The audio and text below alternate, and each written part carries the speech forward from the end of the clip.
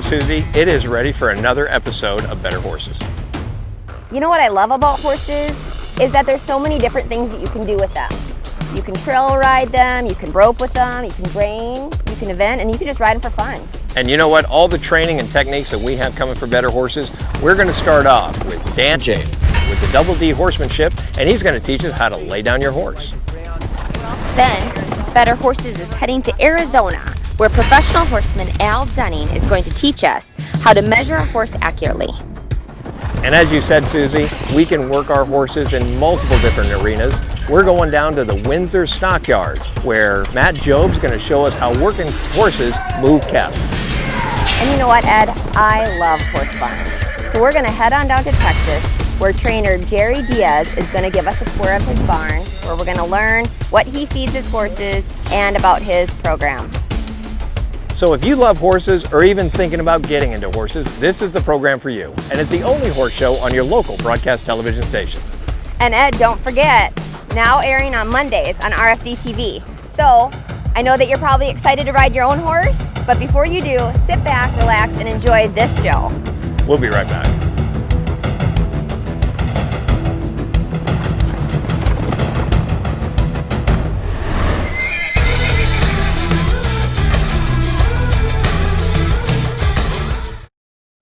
I'm Kerry Coon. We ride CSI saddle pads. We've been riding them now for a little over 10 years. And what we realized is the construction of that pad with their flex plate, what it does underneath our saddles is by far superior to any other pad on the market. We've tried every pad that man has made, and we've seen the benefits of what these saddle pads can do. So even though we sell saddles, we've realized that our saddles are only as good as the saddle pad that's underneath them. I'm Kerry Coon, and I ride CSI saddle pads. Sister, as a happy horse, is always a better performing horse, and I believe that if she's healthy from the inside out, she's going to be able to perform at her best. She definitely feels good when she is healthy. She wakes up and enjoys her day, and therefore I know she's going to be a happy horse and be able to perform when I ask her to. The other day I went outside and, Miss Debbie was out in her flower garden. She was pulling this and planting that and fertilizing over here and watering over there. I asked her what she was up to, and she held up a bouquet of freshly cut flowers to me, and she says, "Here, smell the sweet aroma of these flowers." Well, she was right. It kind of reminded me of a story. Here's what the psalmist wrote in Psalm 141 and verse 2. It says, "May my prayer be set before you like incense. May the lifting up of my hands be like the evening sacrifice." You see, before the throne room of God, our prayers ascend to Him like the smoke of incense with that sweet aroma to Him. Well, it's our prayer here today at Better Horses that you too can understand that every time that you pray, that the aroma of your prayers reaches the throne room, reaches the Father, and reaches His heart, which is the only heart that really matters. Hey, this is Steve Stafford. I'm the pastor at Risen Ranch Cowboy Church just outside of Carthage, Missouri, and a very proud member of the Better Horses family. G'day, Dan James here from Double Dan Horsemanship, and today I'm here to talk about the laydown. The laydown, for me, since I was a kid, I was always fascinated about how they got their horses to lay down for the movies. And I've tried just about everything from carrots to chloroform. Just kidding. Well, nearly. I have tried many different ways on how to get horses and teach them successfully how to lay down. And over the years, I've had hundreds of horses that I've taught to lay down and had no problems, and it's been safe and it's all worked. However, I knew that some of the ways in which that I was doing it, if I put that in the hands of others, that they would either get themselves or the horse into a wreck. So the way in which that we go about doing it now, we adopted a program from Ariana Securis, and it's one of the greatest ways on how to teach a horse to lay down. The worst thing that can happen, your horse doesn't lay down. The best thing that can happen is during your journey and your process on how to go about getting your horse to lay down, you're going to find that you're going to teach your horse to have manners, patience, and obedience just by going through the process, let alone getting the success of the laydown. How long does it take? It has taken me, I've got a scale of, I've had it literally take me like 3 lessons, and I've had it take me as long as 3 months. So it depends on you, your horse, how you go about doing it. We're going to show you and give you several examples today on the process on how to go about doing it. But because we don't have a whole lot of time, if you go to our Double Dan Horsemanship Insiders, you can watch the full process on our horse called Applejack, the big pretty Palomino horse. You'll be able to find all of the episodes on how that we went through from day one to the end, and how that you've seen the ups, the downs, where it worked, where it didn't work, on seeing him go from the start to the finish on the lay down. Hope you guys enjoy this. Hey guys, before we get into the horses actually doing the lay down, some of the tools and equipment you're going to need, obviously we're going to use one of our rope halters, our lead rope, and a dressage whip. The other things that are important to take into consideration is where you ask your horse to lay down. Today we're here in our round pen. We've got a good, nice, soft footing, somewhere that our horses would naturally want to roll or lay down, regardless whether we were working on this. The other thing is that you're going to see, if you go back and you watch the video of Ariana Securius on how to teach the lay down, is that you're going to see that we start out using the wall along the fence to help keep straightness. The horses that you're going to see today, they have progressed beyond being on the wall. They are now out here in the center, and you're going to see horses right now all at different stages. Hey guys, well of course I'm here with Swampy. Now this guy obviously already knows how to lay down. We're going to talk through what are the couple of critical steps on teaching the lay down. What does a horse do naturally in that process? If we sum it up into 4 major movements, we're looking at the horse lowers his head, he brings those hind feet, gathers his feet together, then he goes down onto his knees, and then of course from there onto his belly. So that's what we're looking at doing in this process, in helping to put a cue on each of those parts. So I'm going to go ahead here, I'm going to give Swampy here a little tap on the belly, touch these legs. We're going to see this head go down. We're going to see these feet start to gather up here together. See the feet come together there? And then I'm going to go through, I'm just touching these legs here, those front legs, and you're going to see those knees go to the ground, the belly, and all the way down. So I wanted to try to make that there, and of course Swampy's now going to roll and enjoy himself. I wanted to try to make that part there as easy for you guys to see as to how important it is to understand those steps of what you're trying to teach your horse.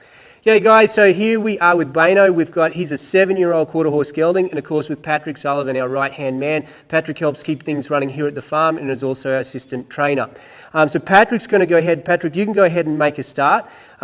This guy is just in the process of learning the lay down. So you can see that Patrick's asked for the head to come down, the hind feet have started to walk up, and now he's going to get to the part where he's going to start working on this guy's front legs. So you can see that the horse is starting to yield his front legs here and starting to look to bring those feet together and bring those knees down. And he's going to rub on him there. And at this stage, that's as far as this guy has gotten. So you're seeing this guy in the making of learning and teaching, being taught that lay down. So this is a really great part for you guys to understand, is that each of these little individual pieces are broken down all at simultaneous times. So we started out with that head going down, those hind feet being walked up, and now those front feet. Patrick's there just rubbing on him, letting him know that the direction that he's headed here is a really good spot. You can, whenever you're ready, mate, you can let him hop up and do what you need to do there. So in this moment here, he's going to allow him to hop back up. And how many days has it been that he's been working to this point? So this is his 4th day. Okay, so that's pretty good. What do I tell you guys at home, when you're going through doing this, like, don't be like trying to comparison your horse to maybe this guy or somebody else's. You're going to have it take multiple different lengths of time in order to go through and teach that. And this guy here, it's kind of neat to see. He's pretty comfortable there at his knees. He's kind of searching for that lay down. Obviously a really good spot to ask of your horse to do the lay down might be right after you've got done riding him. He's hot and sweaty. Take him to that spot where that he likes to, want to have a roll. Anytime that these guys want to just kind of hang out here like this on the ground and be comfortable with both us being around them and for him to search for that lay down is a good thing. Okay, so this here is the Palomino. He's currently a 4-year-old Lusitana stallion. We've gone through the process. He is to the point that he's been laying down, but it's only been for a very short time. This is also the guy or the horse that I referred to that you can watch on our insiders and see from day one right through to the time that he starts to lay down. So this guy here, I'll touch on the belly. We'll see that head come down, those hind feet come up again. I'm going to check him there on those front feet. all the way to the ground and into that lay down. Now, when these guys first start learning about that lay down, if they want to go down and roll and enjoy that, I'm going to certainly allow them to do that. I want that lay down to be a place of relaxation and for them to be able to go down and enjoy.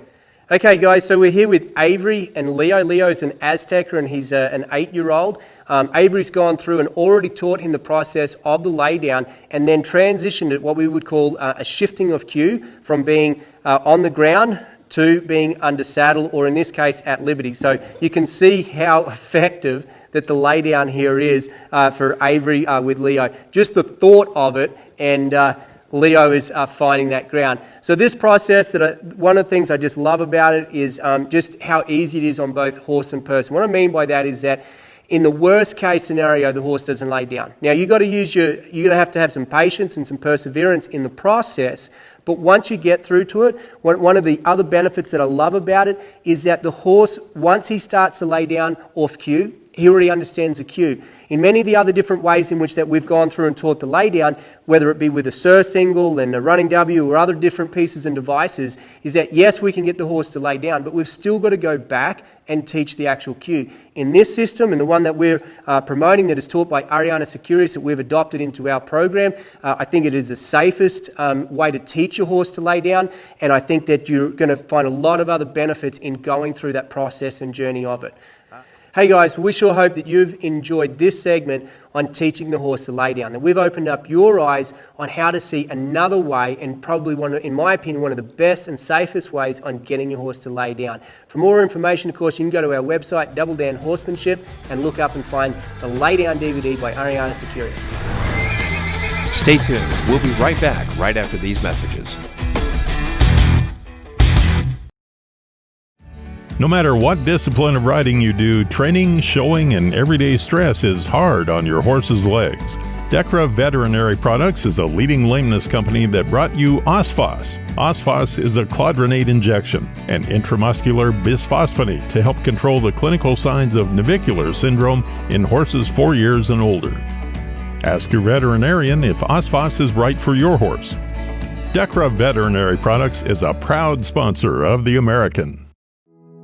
What do you get when you bring together one of the biggest names in veterinary medicine with one of the most caring and committed teams of horse health experts in the industry? You get a vaccine portfolio known for its quality and safety, a pharmaceutical line you can rely on to help manage pain and support performance. You get the products, programs, and people of Merck Animal Health. It's time to go with United Mosquito and Fly Control's premier fly system for fly control in your barn, providing relief for horses from the stress of fighting flies, and also makes the barn more pleasant for everyone in the barn. Easy, effective, and safe. With United Mosquito and Fly Control, we provide a full service. You as the barn owner don't have to do anything. We go everywhere and take care of everything with our friendly fast service. Call today at 913-558-3814 or email Paul at unitedmosquito.com. Hi, I'm Al Dunning for Better Horses TV. You know, it's interesting. We always like to know the size of our horses. First of all, the size should fit the event. You know, a real tall horse that needs to work a real small cow doesn't really work. A real small horse that needs to jump a real tall fence usually doesn't work. So you got to have a horse that fits the event. You know, we call it breed specific, meaning that a horse should be bred for the event. When I was a kid, we used any horse for any event, as long as they did something good. But today, things are tough. Things are more specific. Everybody is more specialized. So we got to have a horse that fits that. Let's talk a little bit about measuring a horse. This is an old measuring stick I've had forever, okay? It has a little bubble up here on top where I can tell that it's level. It breaks in half, so I unhook it like this, and it stores like this. I've had this thing since probably about 1968, something in there. So it's older than most of you. This is how I measure the horse. I make sure they're on a good surface. I put it right on their shoulder right here like this. Make sure the stick is really straight. Push it down so it touches the withers. Make sure the bubble is in the center exactly. And how tall do you think this horse is? He's exactly 14 one hands okay? 14 one hands. He's a cutting horse. It fits the size. He's strong enough horse for me to ride, for sure. He's strong enough. He's big enough for me to ride. But he's also could fit a smaller person too. That size of horse is a very popular size between 14.1 and 14.2 for the events that I do. Okay? When I want to measure a horse, I want my horses to be fairly balanced. Okay? So usually I can measure that head, and I measure the length of the head from the end of the nose to the top of the pole. So I've got this measurement right here, and I'm going to hold it just like this. Now I'm going to go from the back of the pole to the top of the withers. Just like that. So he measures good there. Then I'm going to go from the top of the withers to the point of the shoulder. He measures good there. Now I'm going to go from the top of the withers to the middle of the loin. He measures good there. Now I'm going to go from the point of quarter, right there, to the point of hip. He has a big rear end. Okay? That and what's called the trapezoid theory both have the same effect on balance of the horse. When I look at this horse and I look at him from this angle right here, and I'm back here, and I go, does he look like a winner? Does he look like a horse that I've had in the past or seen in the past be a winner?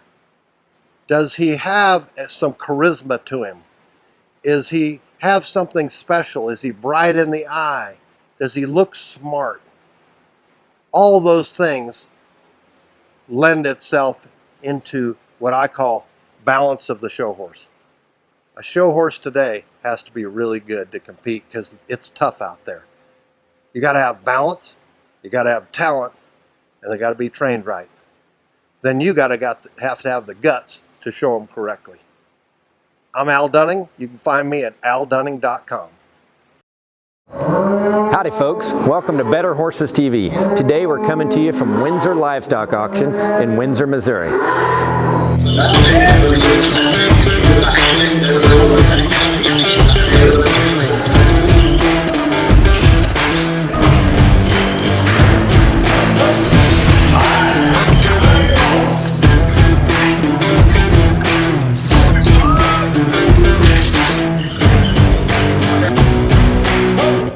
So today we're going to be pinning cattle at Windsor Livestock Auction.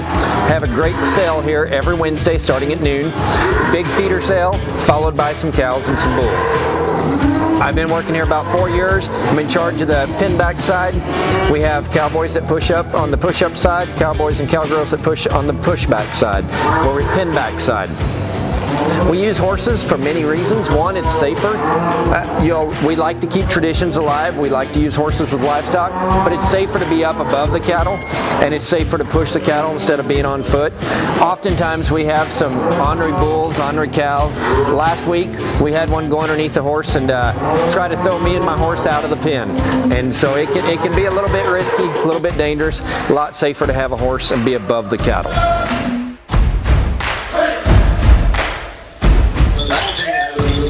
So a lot of the horses you'll see here, there's a few of us that are trainers. We train our horses, so you may see some young colts, some horses that it may be their first time today.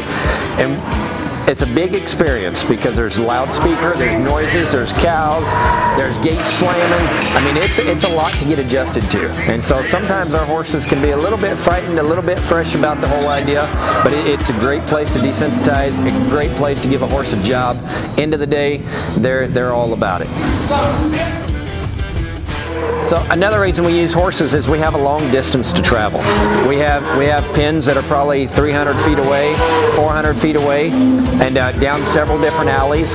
And so we can get there quicker by horseback, keep the sale going, keep things moving, keep things happening.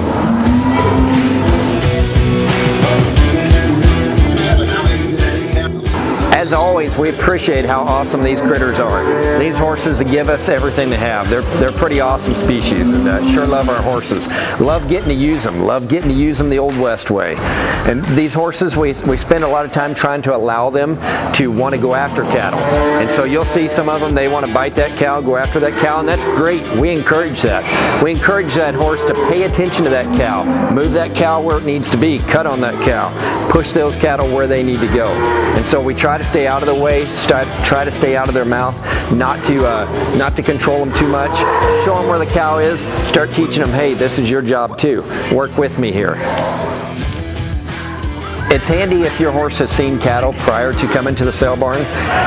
We have introduced several colts to cattle here, and it is in a confined environment, which is kind of handy. And a big thing is getting the cattle to move away from your horse. First few times, horses can be pretty scared of cattle, and so it's nice if they've already been introduced, but if not, it's not a bad place to introduce them. I'm Matt Jobe. Thanks for watching Better Horses TV. We got a lot of cattle to get moving, so we need to get after it.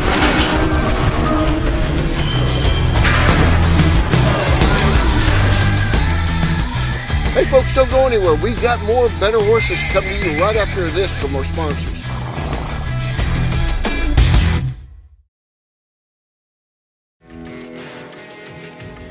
How's your production on pasture?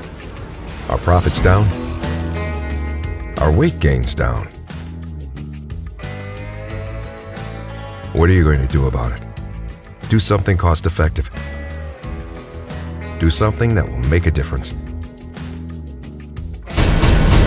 To add the first and proven leader in feed-through horn fly control to your cattle rations, ask for it by name, Alticid IGR. In a natural, free-roaming situation, horses graze nearly constantly throughout the day and night. When feeding horses in stables, it's ideal to try to mimic this feeding behavior. Horses in stabled conditions should be fed their hay so they can pick at it continuously between feedings. Visit our website at stanleyforage.com under Nutrition, then Nutritional Resources to help transition your horse from winter to spring in the coming weeks.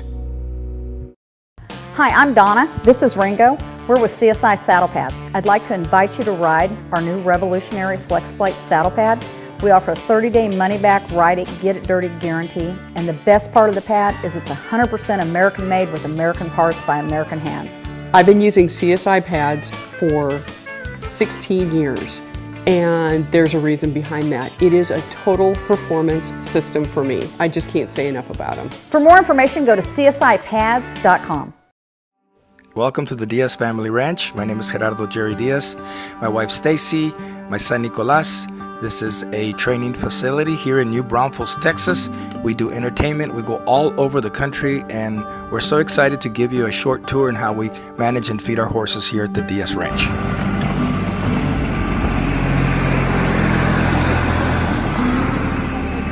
Friends, this is what we feed here at the Diaz family ranch. This is strategy. I've been feeding this strategy for the last 16 years. It's the best feed. It's very even. All my horses, and you'll see from my quarter horses to my Andalusians, my mares, my babies, my stallions. Come over here, boy.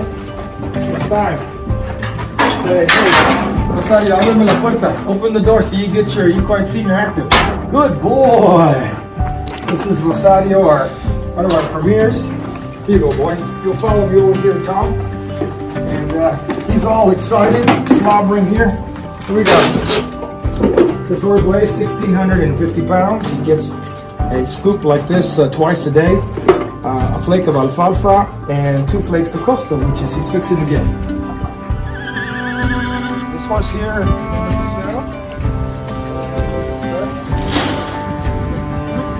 Mil Amores. Horse down over there. He also gets a scoop. That horse weighs 1,350 pounds. And this is another up-and-coming show staff. Next year. He's 16-2. So this is kind of a everyday program for us in the morning and in the afternoon. There's 27 head of horses here on the ranch, including some of our brood mares, Andalusian mares, quarter horse mares. And I want to take you next to our round pen facility where we do some of our training. I'll introduce you to one of our other stallions. He's an 8-year-old stallion. He's learning to perform under Stacy's hand at Liberty. He's doing very well. He will be performing with us next year, and he does a beautiful rare and a beautiful thank you. Thank you, friends, for coming out to the Diaz Family Ranch. If you have any questions, anything dealing with your feed, any horse product feed-wise, go to your local dealership, and they'll be more than happy to help you.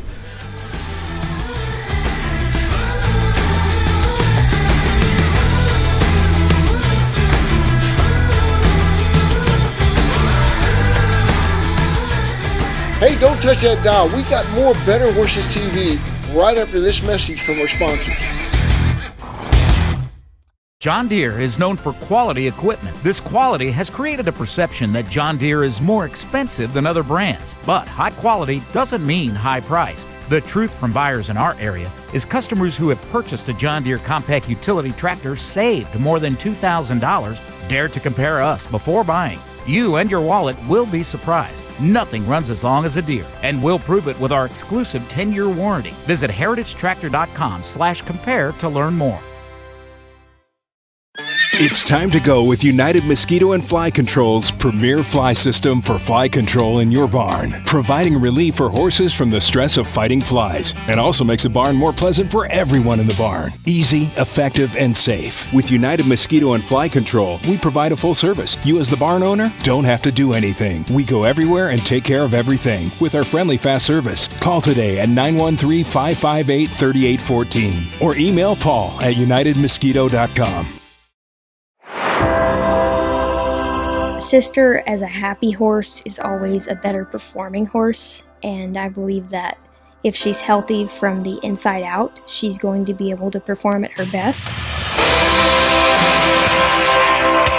She definitely feels good when she is healthy. She wakes up and enjoys her day, and therefore I know she's going to be a happy horse and be able to perform when I ask her to. Hey, thank you for watching Better Horses. If you've missed any of our episodes, you can check us out at betterhorses.com where you can see all our shows. You can also find us on Facebook or listen to any of our podcasts right from your mobile device. And don't forget our newspaper coming out 5 times a year, also on the same website. You're gonna love it.